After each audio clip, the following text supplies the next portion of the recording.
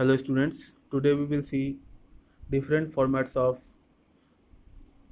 public enterprises. Like as you know, public sector enterprises are those enterprises whose ownership are held by public, that means by government. Government is a representative of public, so either by state or central government, the majority of shares are held by government. So departmental undertakings are one of those types. Again, statutory or public corporations are other type, and government companies are third type of public sector enterprises. So different models may exist in the same economy. Like in India, we have departmental undertakings, public corporations, and government companies also. So departmental undertaking is one of the oldest and traditional form, because in any other format the control is not so much as it is in departmental undertakings. So, a departmental undertaking directly works under a department, and a department works directly under some ministry. That ministry may be in central government or maybe in state government, but ultimately the ultimate control is in the hands of ministry, the concerned ministry. So, let's see. So, departmental undertakings examples are railways. As you know, railway is completely under the ownership of government, serves public. Post and telegraph. Earlier, the basic telephone, so it is mentioned in the book, like BSNL, directly worked under Ministry of Communication. Broadcasting is a department which directly works under Ministry of Communication. Again, defense establishments like Army, Air Force, Central Reserve Police Force, all these are departmental undertakings. And atomic energy projects, since the information is very classified, so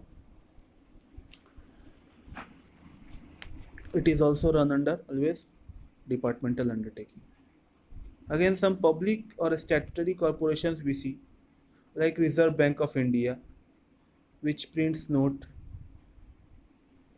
and circulates money in the economy. Damodar Valley Corporation, in short DVC. Life Insurance Corporation of India, LIC, known by popular name LIC. Employees State Insurance, ESIC, that means ESI Health Facilities.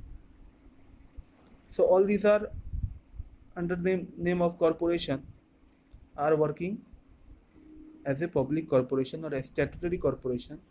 That means a law has been established for making such corporation, like LIC, RBI, ESIC, all are backed by some acts, some set of laws under which it works. Again, some government companies are also there, which purely behaves as a business house, like Hindustan Steel Limited,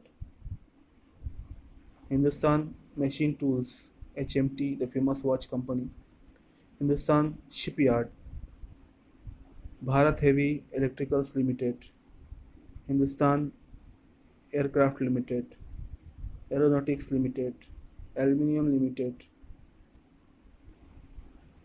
Hindustan Petroleum. All these are examples of government company. Government companies are those whose majority share, that means at least 51% share, is held by state government or central government or by both. So, government companies work under Companies Act directly. So let's see what are the features of departmental undertakings. So it is established by a ministry of central or state government. Again, it is part of the government establishment and has no separate entity distinct from the government, like Indian Railways. Indian Railways entity is not distinct. However, government companies entity is distinct from the government. But that is not in case of, like, LIC is also a corporation, so it has distinct entity. But a departmental undertaking is itself the government.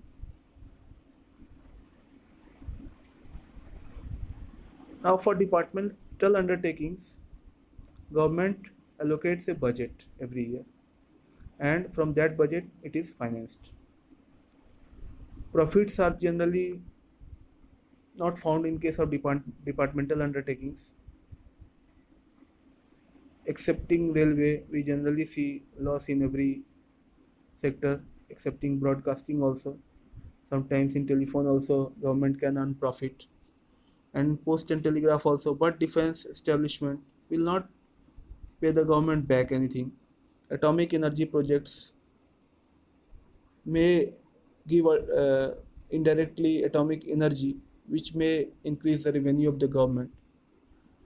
But immediately these does not seem to give any revenue to the government, and generally the revenue is less than the expenses. As the development projects go on side by side with the revenue earned by the government, we see that in case of Indian Railways. Indian Railways earn revenue by selling tickets also, or by goods carriage, but it employs a wide range of development projects, including upgradation of the current assets, and it again lays railway lines in new areas every year. So these expenses are financed by government. And control of government is also always evident in case of budgeting, accounting, and auditing. So, like all other departments, like ministries, they are also subject to auditing or fact checking. And the officers are employed for leading the departments, and that those officers are directly answerable to the ministries. And again, minister is answerable to the parliament, and parliament is answerable to the public. So ultimately, these government departments are answerable to the public through the government. And those who work in these positions are civil servants, or maybe called officials, who get a salary for their service. And recruitment, appointment, and condition all are similar. And a standard is maintained in case of absorption of the new, and it is also accountable, in fact. And it also enjoys the sovereign immunity of the state, since it is public department, so government department, so it is a public property, and government is totally uh, in the available in the protection of these things. So any act of all these departments, the government can be complained for that. Some merits are there with departmental undertakings, which are easy formation. It is easy to form government by setting up a department, and no special act is required for that, can only do that. Government has full control on it. It is accountable to public, and money is properly used as resources are used for public service. Secrecy can be maintained, like for the projects with defense and atomic energy related projects must have some classified information, some secret information it involves. So secrecy can be maintained, which cannot be maintained through any other format. And it is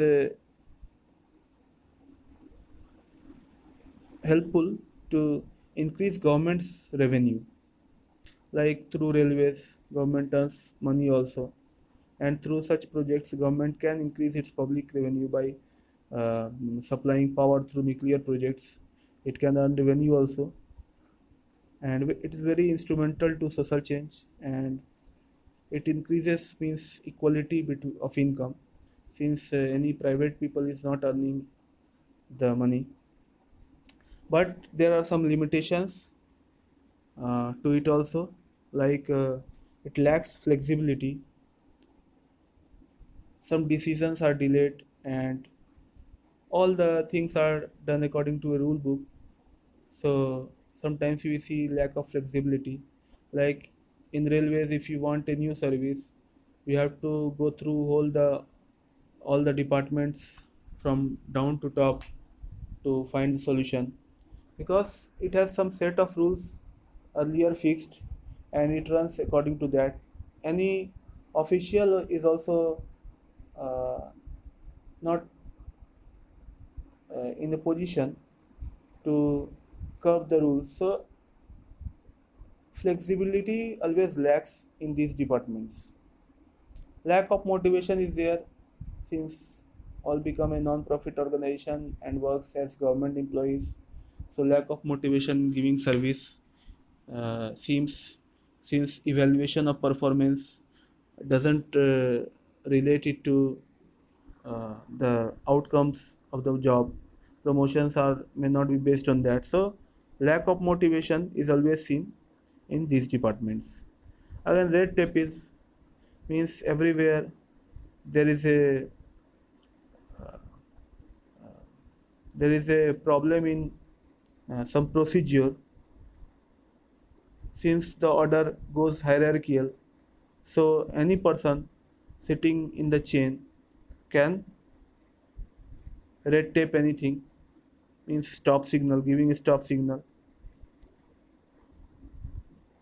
So technological and market conditions doesn't have any value for these departments, since it takes time for them to implement any new policy. And financial dependence is always on government, and this also affects the working procedure of these departments, since nobody is interested in providing increased revenue, since financing is totally up to the government. So everybody is relaxed that government will finance any shortcomings in the revenue. So there is no such urge to make a profit. So sometimes resources are also spent there and misused. Inefficient management is a regular affair in these kind of organizations. Sometimes we see that people are less in number than required. Sometimes we see also that people are more than the number required, since the flexibility is not there.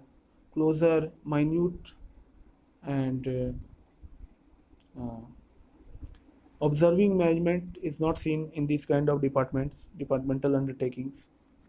So management becomes inefficient, demotivated, and thereafter changes are hard to come, and this leads to further uh, decreasing trend in performance of these departments. But it is suitable also, and when it is suitable, and why government is having some uh, these kind of departmental undertaking still. Let's see. First is where utmost secrecy is required, like defense production and atomic energy. Now, with the same formula with which atomic energy is made, atom bomb is also made. So the information is very secret, and in case of defense, the projects, number of people recruited anytime, anywhere, these informations are very classified, and being in the hands of enemy country, it can lead to disaster. So these projects or these kind of departments like defense cannot be kept under private hands. When absolute government control is required or any strategic industry is there, like broadcasting, telecommunication, public utilities. Now telecommunication cannot be left out to the private players only. So however private companies are operating in the market, they are providing a service, but how they are working, they are working under the Department of Communication, DOC, Department of Telecommunication, DOT. So there are several departments. So under respective departments, all these are working. Since anything broadcast on television or radio or released in press, all have some effect. So it cannot be left out under the control of private companies. Sometimes economic control is necessary, like state trading in essential commodities and rationing, like we see in case of food distribution. Since this can be black market, so government looks after this food department. Like Food Corporation of India already have been made for that purpose. Again, sometimes which was evident at the time of independence of India, that private sector doesn't have so much capital to invest in and huge capital investment required company or heavy industries where huge capital is required. At that time government had to invest through it, like shipbuilding or aircraft manufacturer or iron and steel production. So all these things were produced by government then. Again, where the undertakings is to be used as a source of revenue, like railways. Railways is earning huge revenue through providing the service of transportation and goods carriage. So if we give it under any if we make it corporation, it will start to make either profit or it will start to misuse the profit, or corruption may be there. So it's a huge revenue earning department for government. It also supplies lot of cash to the government, since daily collections are made here. Like income tax, government gets it in 1 year, annually it gets, but tickets are purchased every day, goods are carried every day. So it is a huge source of cash for the government. So all these are reasons for the existence of departmental undertaking. So go through it. Next day I will discuss statutory and public corporation. Thanks.